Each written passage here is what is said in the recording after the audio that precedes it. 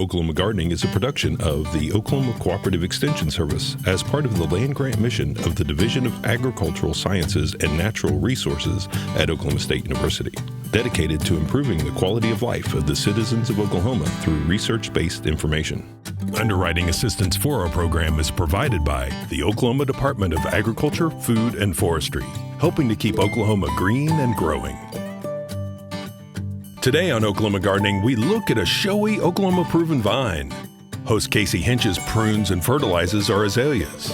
OSU turfgrass specialist Justin Moss has tips on proper lawn fertilization. And we visit the USDA Plant Introduction station in Ames, Iowa, that has been conserving plant genetic resources for over 70 years.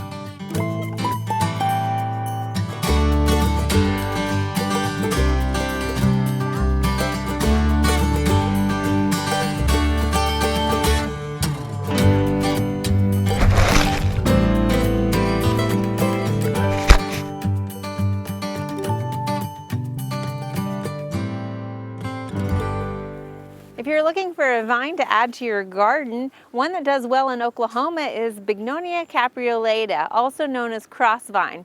Now, it might look similar to the wild trumpet vine that we see often growing along the country roads, but this is actually a different genus species than the trumpet vine.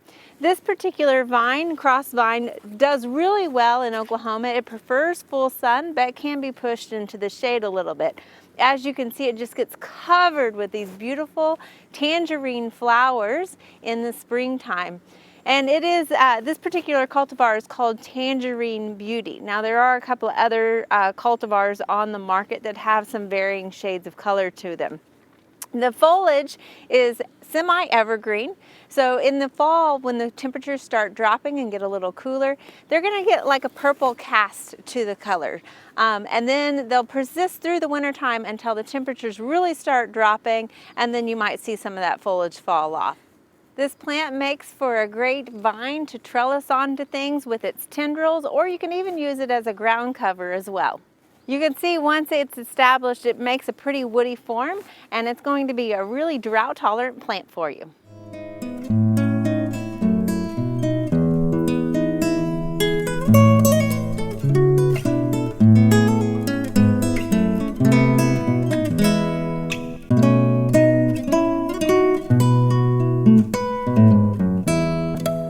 Today we're talking about a true southern plant that comes in an array of colors and grows anywhere from a foot tall to 10 feet tall. And this time we're not talking about crepe myrtles, we're actually talking about the azalea plant. They color southern landscapes in late spring.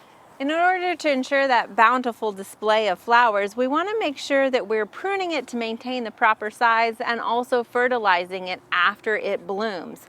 So typically when we talk about pruning azaleas, this isn't something that needs to be done every year. Really, we're just looking to maintain the shape and the form of the azalea. Sometimes you might have an azalea that gets a little large and you want to bring it back down into scale a little bit. So when you're looking at pruning an azalea, first of all, you want to make sure to remove any diseased or dead material. Now, and this doesn't matter whether you have one that just blooms in the springtime or is a re-blooming azalea. You want to make sure to prune it right after it flowers so that you don't accidentally remove any upcoming flowers that it might have.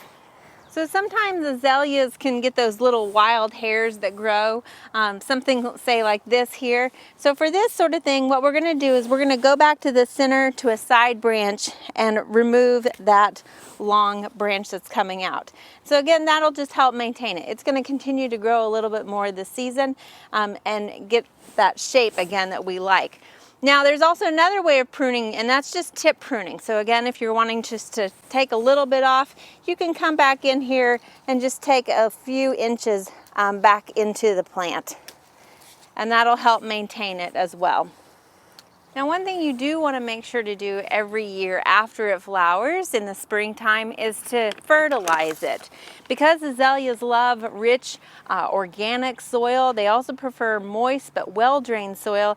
They tend to do better on the eastern side of Oklahoma.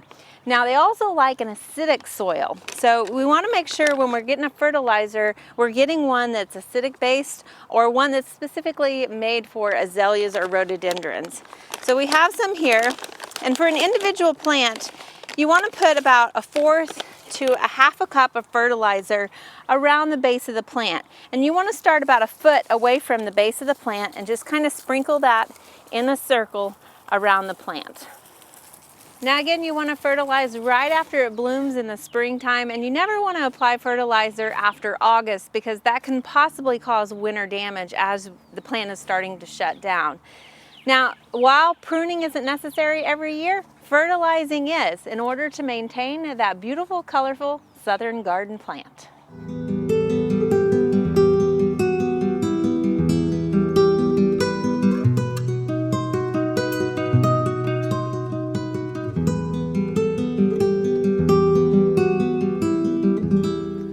June is a good time to fertilize your turfgrass in your lawn, and a lot of times we have Bermuda grass in Oklahoma, so I'm going to talk a little bit about fertilizing Bermuda grass in the summertime.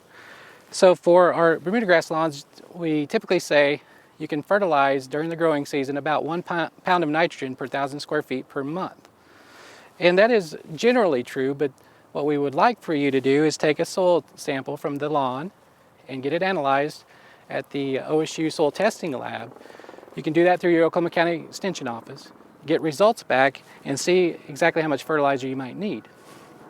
Now, the lawn does require nitrogen through the season, but there's other nutrients, and so when we look at the fertilizer bag, it usually talks about 3. So we see 3 numbers on this as urea, so it's 4600. So this is telling us it has 46% nitrogen, but no phosphorus and no potassium. Another bag I have here is a typical one we see in the home improvement stores is a 1313. You may see like a 1010, a 2020. So this has 13% each of the nitrogen, the phosphate, and the potash. And so another bag I have here actually is a 25010. So that one has the nitrogen and it has the potash or potassium, but no phosphate or phosphorus in it. So you can also look for fertilizers that are organic, such as this one here. It's a 315, and it does have phosphorus in it, but a very small amount. So these organic fertilizers often do have phosphorus, but you can find those without, and very same concept here. Just note that this has very small percentages of nutrients, which means you're going to have to add more product to the lawn to get the same amount of nutrients applied to the lawn. So just apply according to labeled directions, and if you want to go organic, it's easy to do. If you want to go inorganic with urea, that's easy to do as well. And so what's important to think about is, do I need these nutrients or not? So you take the soil test and really want to focus on the nitrogen, get that applied properly. But you may or may not be deficient on something like phosphorus. And phosphorus is important for the plant. It's usually readily available in the soil, and a lot of times we see soil test results come back from lawns in Oklahoma where there's plenty of phosphorus. So what happens, you just send that soil test off, you get a report, it has a P, or phosphorus soil test index, and that'll range from 0 and above. And so if you're down close to 0, you're going to need to add some phosphorus to your lawn. But if you're above 65 in that soil test P index, you don't need to add any phosphorus. And we've seen levels at 300, 400, 600, even 1,000, which is well above 65. So those lawns may not need phosphorus fertilizer for several years. So we want to make sure we get the soil test. If it says I have a soil test P index of 100, I don't need to add any phosphorus. So I don't want to use like a 1313 or a 1010 or really anything with phosphorus in it. I want to either just go with maybe a urea, just add a little nitrogen, or go with something that's formulated or blended to not have any phosphorus, such as this bag of 25010 I have here. So if you do that, what it does is it makes sure the plant in the lawn is healthy, but it protects the environment, because phosphorus, if we lose it in the environment through like rainfall or sediment that gets into lakes and streams, it can cause some bad things such as eutrophication in water bodies And basically what that is maybe promotes algal growth. And so we don't want to do that. We want to protect our lawns, protect our environments, and do our best to only add phosphorus when needed.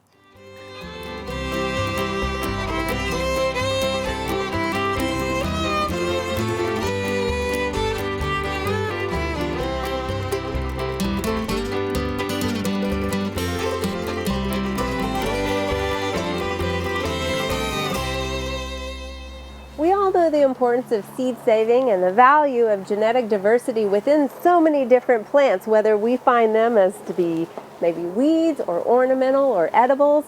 And today we are here at the North Central Regional Plant Introduction Station, joined by Jeff Carstens, who is the Horticulture Team Curator. And so Jeff, you work for the USDA here at the Agriculture Research Station, and one of your roles is to help preserve those the genetic diversity of a lot of horticulture crops. Can you tell us a little bit about what you're doing and what plants you're looking at? Well, we've like you said, we've been saving seeds for a very long time. Our station actually started back in 1948. When we started, we had a horticulture project, but a lot of it was focused on agronomic crops such as corn, sunflowers, and carrots and melons. But horticulture was a small part of it, but it's continuing to expand and grow. Here as a curator with the North Central Regional Plant Introduction Station, I curate almost 250 different genera. Yeah. So there's a lot of crops that I work with, if you want to call them crops. But most of them are either herbaceous or woody plants. And you're trying to collect the seeds off of those, and that can vary from a quick turnaround to a long-term project, correct?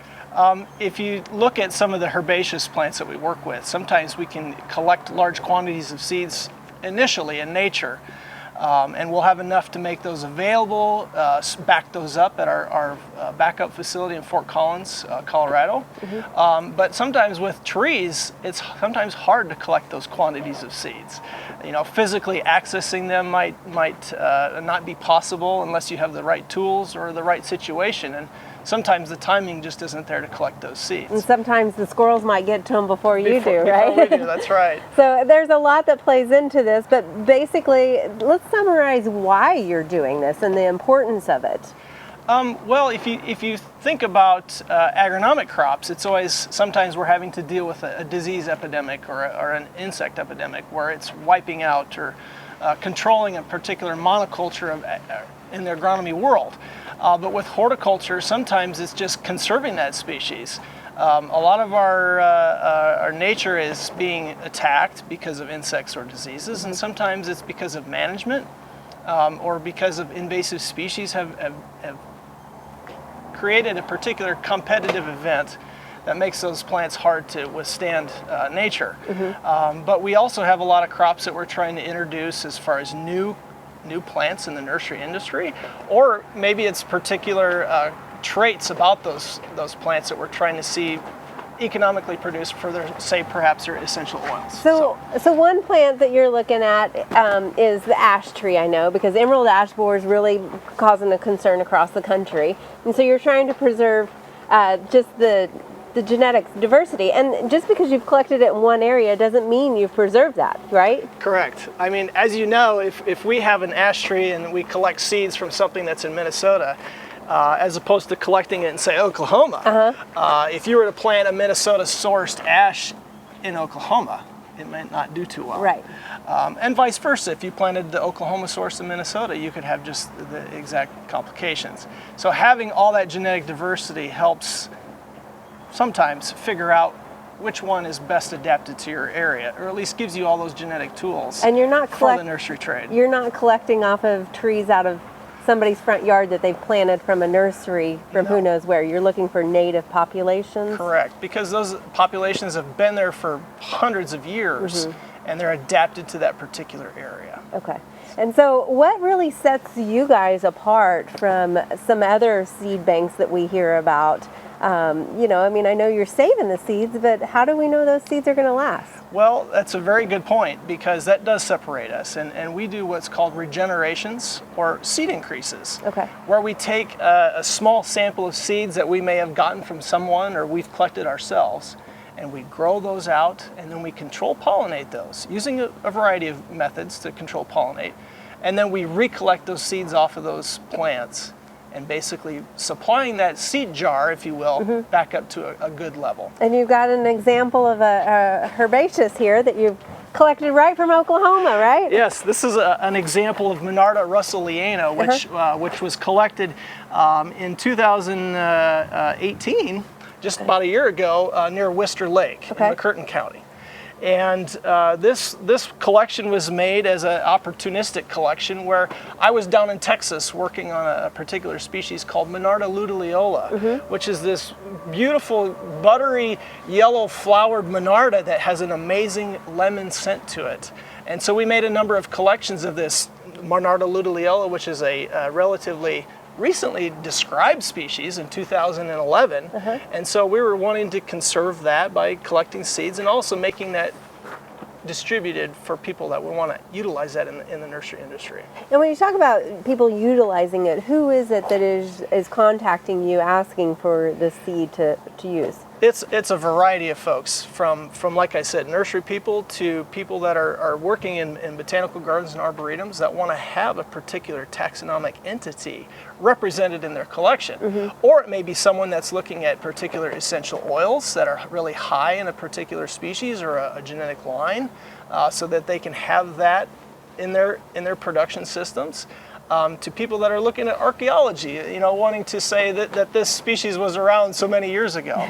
So there's a wide variety of people that are looking at using our materials. Usually research and development. A homeowner can't necessarily say, I'm looking for that plant. Sorry, that's not going to happen. Even though we like to see our particular species used, it takes a lot of money and resources to keep these around.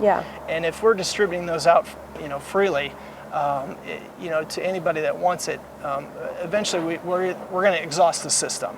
We have to have some guidelines in place on who we distribute to. Right. And so this Monarda is netted for a reason. You obviously don't want cross-pollination. Correct. So the net here basically excludes pollen from coming in and keeps the pollen that's within the cage there.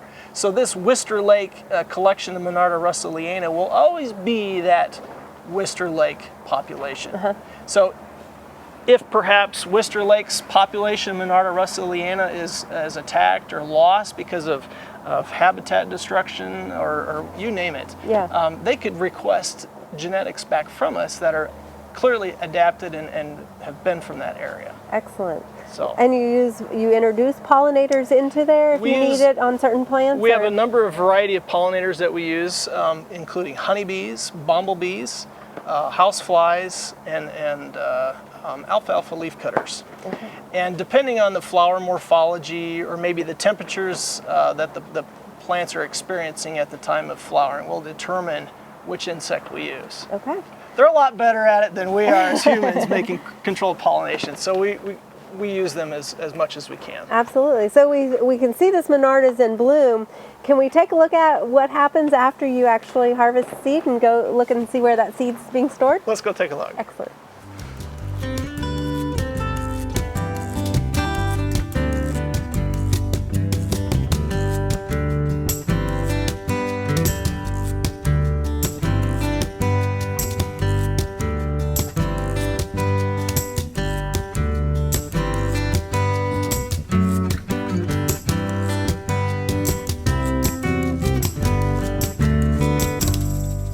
Jeff, this is quite a collection of seeds you got here. Well, I can't say it's all my collections. Mine's a very small part, but if you look at what we have here, most of it's actually corn. Yeah, you've got a lot of, and it all looks so different. I mean, so this represents all different types of corn. Correct. I mean, just looking at a particular example, you may not recognize what its value is right now, but it may be very valuable down the road. Yeah. As problems might arise, diseases, things like that. And I see pumpkin seeds, sunflower seeds. I mean, it's a lot you have here. So this is the refrigerator that we're in. Correct. We have two different areas where we store our seeds, and this is kind of the working area where we have seeds stored at 4 degrees C. And that's the refrigerator conditions, typically for at home, your refrigerator. And these seeds will store for a fairly long period of time, but every species is a little different on how well it stores or how well it doesn't. And we also have a negative 18C storage area, which is basically freezer conditions. Thanks for not taking me in there. Which extends out the longevity of those seeds, usually. Okay. And those are the seeds that we put in the freezer are kind of our original seeds, the first collection that we get of a particular accession. Okay. And these are generally the seeds that we have available for distribution, and are generally the increased seeds that we've obtained through our increases through controlled pollination. Okay, so how many requests do you get for seeds every year? Well, we get lots of requests. Yeah. Sometimes we don't always honor those, but on average, at least recently over the last year or so, we've been distributing about 60 to 65,000 packets of seeds per year. And that's just out of this site here? That's out of just our site. Wow. And our site here, the North Central Regional Plant Introduction Station, is part of a very large organization called the National Plant Germplasm System. Okay. And there's a lot of other gene banks that play into this game of seed saving, just like we do. It's just that they might maintain a very different group of taxa. Because it might be more environmentally appropriate in their location versus what you're growing here. Correct. Okay. Like corn as an example. In Iowa, we're in the Corn Belt. Makes Obviously, sense. it makes sense to grow corn and keep the collection here. Gotcha. Okay. So are there any plants that don't do well as far as saving seeds, and what do you do about that? Good question. Because you think about emerald ash borer, we've been collecting a lot of seeds to save those genetics of ash across the U.S. But imagine if we had an insect or a disease or problem with, say, oaks or hickories or walnuts or even magnolias. Those are species that we call recalcitrant, meaning that they won't store under these types of conditions. So, God forbid, we have a problem with those and we have to try to start saving those. How would we do that? Well, thankfully, our folks at the National Laboratory for Genetic Resources Preservation in Fort Collins, Colorado, has determined that we can actually harvest budwood or sticks in the wintertime and simply stick those in liquid nitrogen or cryopreservation. Okay. So that's a good And thing I'm sure to have. there's a major process to that. It doesn't just Yes. happen. It's not like you can just Yeah. dump them in the tank Yeah. and they're good to go. Yeah. But the other thing that's a concern, at least from our point of view, is that when you're collecting budwood, you're collecting genetics from one individual. It's a clone, basically. It's like taking a cutting of it. Exactly. So we've talked about diversity in the landscape. Right. In an urban forest, we may have lots of maples, but what's the diversity there? They may be all from one clone. Okay. So as an example, if you look at a jar of seeds, you have all kinds of different genetic diversity that's in that sample. Because you don't know what was pollinated with it out in the native areas. Especially when we're collecting from native populations. We don't always know how many daddies are participating in creating that seeds, but generally it's quite a few. Yeah. So you've got more genetics there. And they're a lot easier to take care of in the jar than they are as a plant in the field. Okay. But there is a way to preserve those as well. Correct. So that's valuable information. So we're looking through here, and we're kind of getting into some more of the herbaceous ornamental stuff. We've got spirea, and it's fascinating to see your labels on here, where all this stuff, you've got some hollyhocks and just where they've all originated from. The hollyhock collection is one that we've had for a very long time, and I don't know exactly how many collections that we have, but some of these are actually breeders' lines, and some of these are actually wild collections. They're some of the crop wild relatives, as we might say, for where hollyhocks originated. So if somebody wanted to try to recreate a new color or new particular line of Alcea, they could. So we'll know that there's a Monarda from Oklahoma in here eventually. Eventually, once we collect the seeds off of that plot in the greenhouse, those seeds will go into the jar here and may last for who knows how long. So how do you know how long it lasts? Let's get into like the germination rates and the viability. Is somebody taking care of that or testing it occasionally? Correct. We have a germination coordinator here that helps monitor those seed samples. Okay. Just because we've kind of halted respiration and extending that longevity, they're not going to last forever. And so our coordinator, Lisa Pfiffner, actually tests the viability on these about every 5 to 10 years, which is a huge job for one person. He's got a lot of seeds to go through.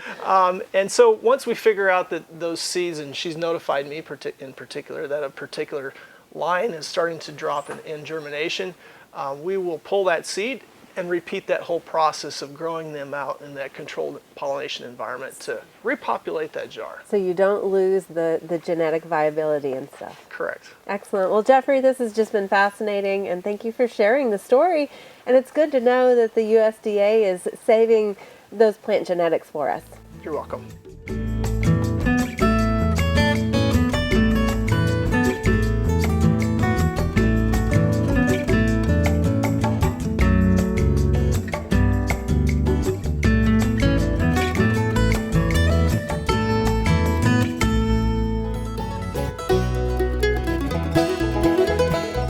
There are lots of great horticultural events this time of year. Be sure and consider these activities when you're making your plans for the weeks ahead.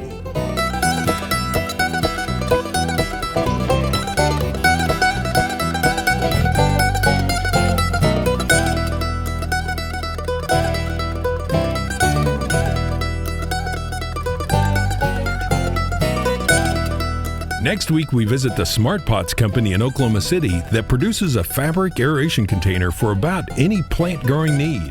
We travel to Norman, Oklahoma to see how Griffiths Tree Farm uses Smart Pots to grow their trees.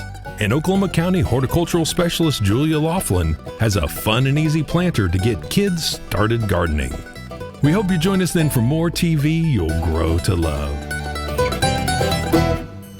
To find out more information about show topics, as well as recipes, videos, articles, fact sheets, and other resources, including a directory of local extension offices, be sure and visit our website, oklahomagardening.okstate.edu. And we always have great information, answers to questions, photos, and gardening discussions on your favorite social media as well. Join in on Facebook, Twitter, and Instagram. You can find this entire show and other recent shows, as well as individual segments on our Oklahoma Gardening YouTube channel. And tune in to our OK Gardening Classics YouTube channel to watch segments from previous hosts. Oklahoma Gardening is produced by the Oklahoma Cooperative Extension Service as part of the Division of Agricultural Sciences and Natural Resources at Oklahoma State University. The Botanic Garden at OSU is home to our studio gardens, and we encourage you to come visit this beautiful Stillwater jewel. We would like to thank our generous underwriter, the Oklahoma Department of Agriculture, Food, and Forestry. Additional support is also provided by Pond Pro Shop, Greenleaf Nursery and the Garden Debut Plants, the Oklahoma Horticultural Society, and the Tulsa Garden Club.